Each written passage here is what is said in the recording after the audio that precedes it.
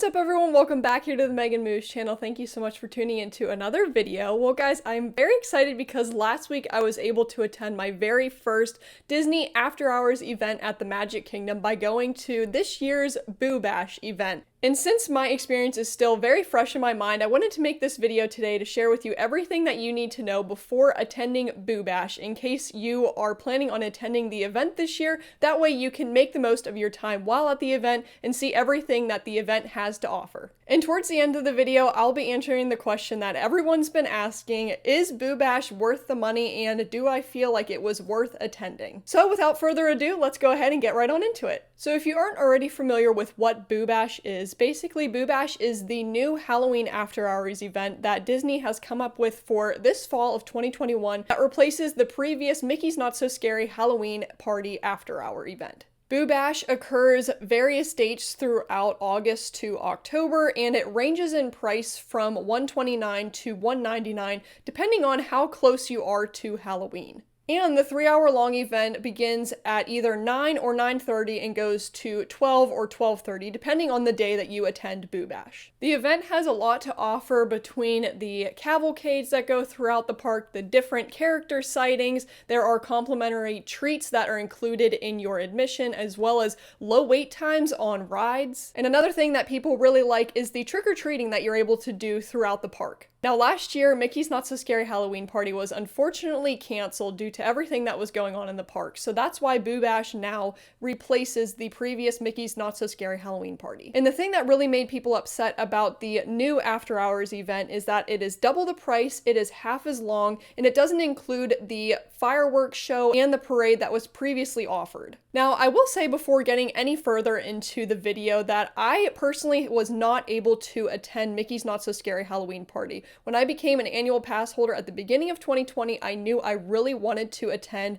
the Mickey's Not So Scary Halloween Party. Unfortunately, it was canceled. So whenever I found out that Disney was going to be releasing a new Halloween After Hours event, I knew that I wanted to attend regardless of the price. Now, I will say that I was completely shocked by how much the event actually was, but I knew that I wanted to experience an After Hours event for myself, which is why I decided to purchase a ticket. The one slight nice thing is that for annual pass members and DVC members, I believe, you were able to get a $10 discount on your admission, so my ticket ended up being around $129. And since I am an annual pass holder and I live pretty close to the Disney parks, I made sure to attend Boo Bash during one of the earlier months where the event price was cheaper than closer to Halloween. So now we've talked about what Boo Bash is, let's get into how to prepare for your Boo Bash event and talk a little bit about what all is included in your admission and how you should plan out your evening. The one nice thing that I did appreciate too about Boo Bash is that even though the event begins at 9 or 9:30 depending on the day that you go, you are able to have admission to the park at 7 p.m. So I highly recommend getting there at or before 7 p.m. so that way you're able to get into the park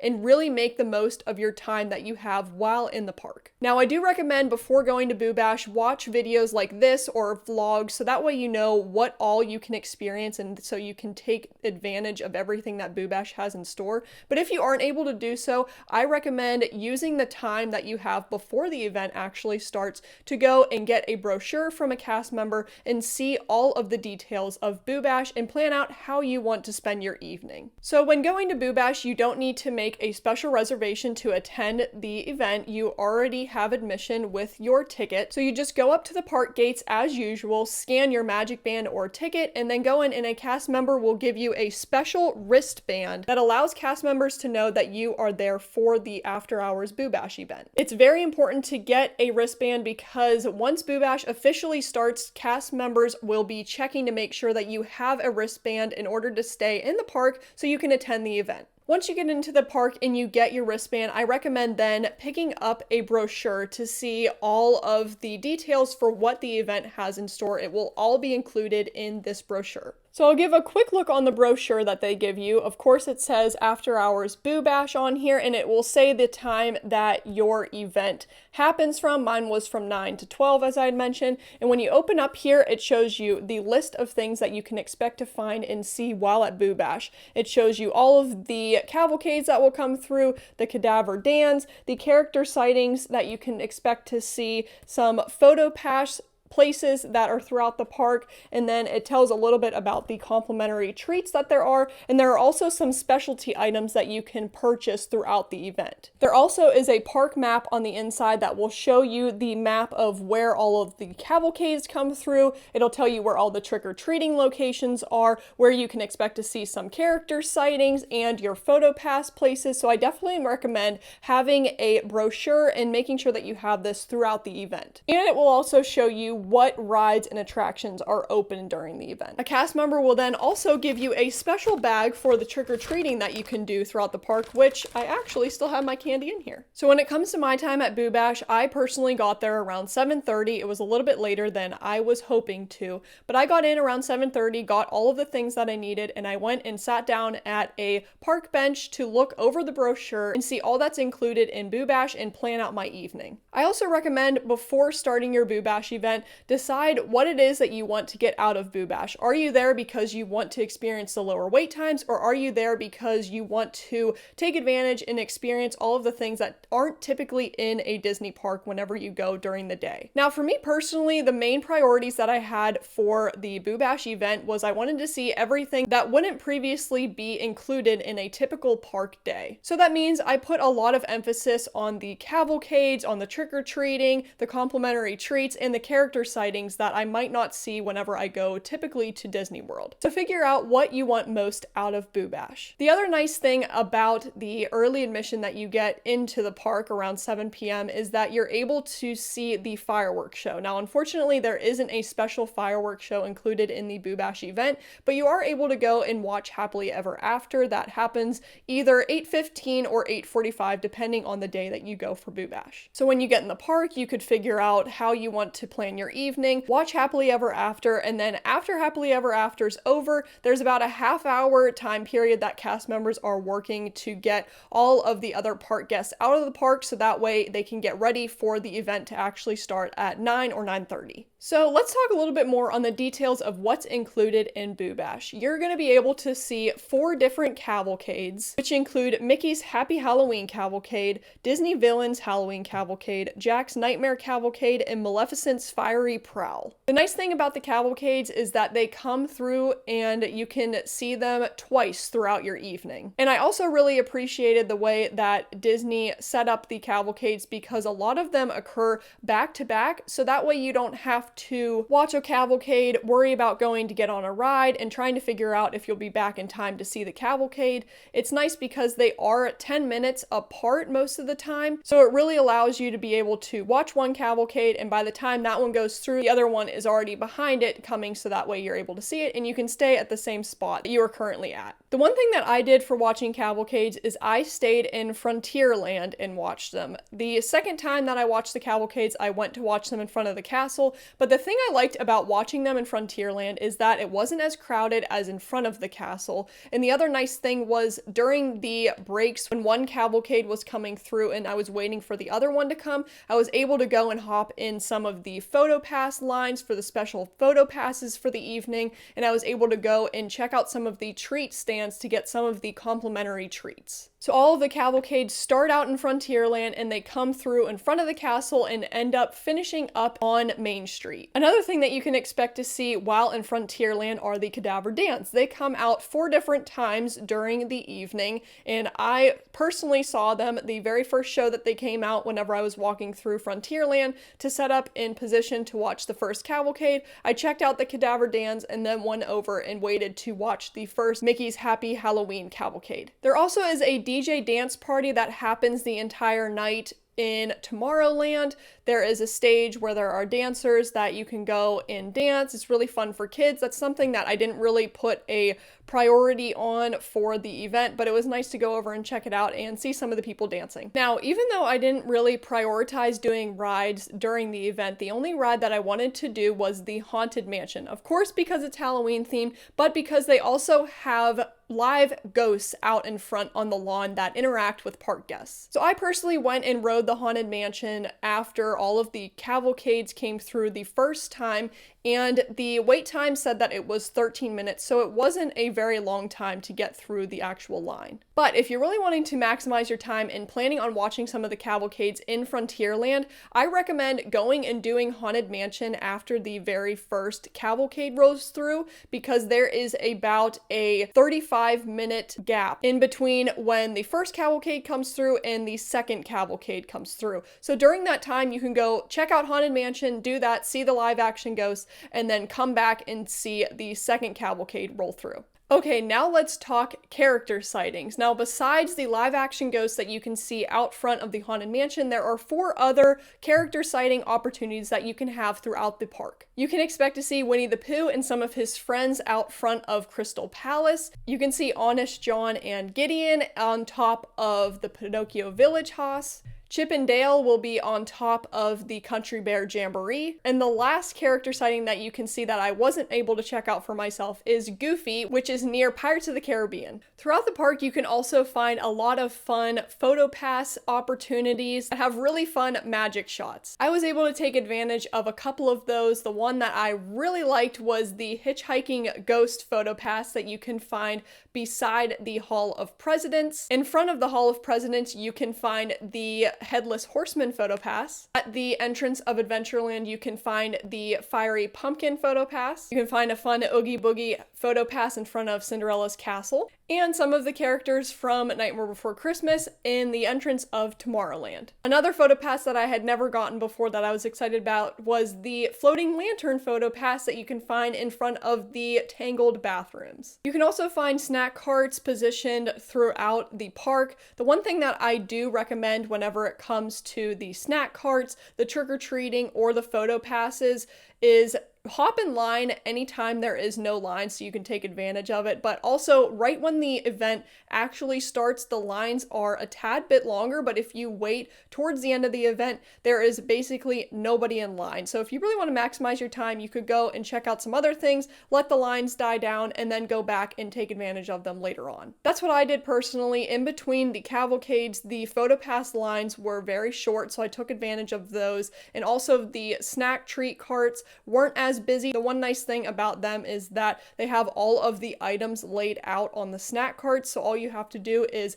pick up the items that you want and keep moving through, so the lines do move pretty quickly whenever it comes to the complimentary treats. But speaking of treats, let's talk about what's included in those complimentary treats. So they do have very nice cold waters and drinks that you can pick up, and they also have, as far as the treats go, they have popcorn that you can get, a Mickey ice cream sandwich, an ice cream bar, and a nice strawberry popsicle, which I didn't actually get. As far as the trick-or-treating goes, that's something that I do really recommend taking advantage of. It's really fun to walk through some of the attractions that you might not necessarily go in usually and get some of the treats. They give out really good candy. I was very surprised by it, but it's nice. You can just walk through, they'll give you some candy, and then you can go on about your way. But if you do have any allergies, they do have an allergy-friendly center where you can go and do some trick-or-treating. There is only one, and that is by the Hall of Presidents, so you can go and check that out if you have any allergies. So that's all that you can really expect to find while at Boo Bash. As I mentioned, with my Boo Bash experience, I took advantage of seeing the cavalcades the first time that they rolled through. I saw the Cadaver Dans the first time that they came through,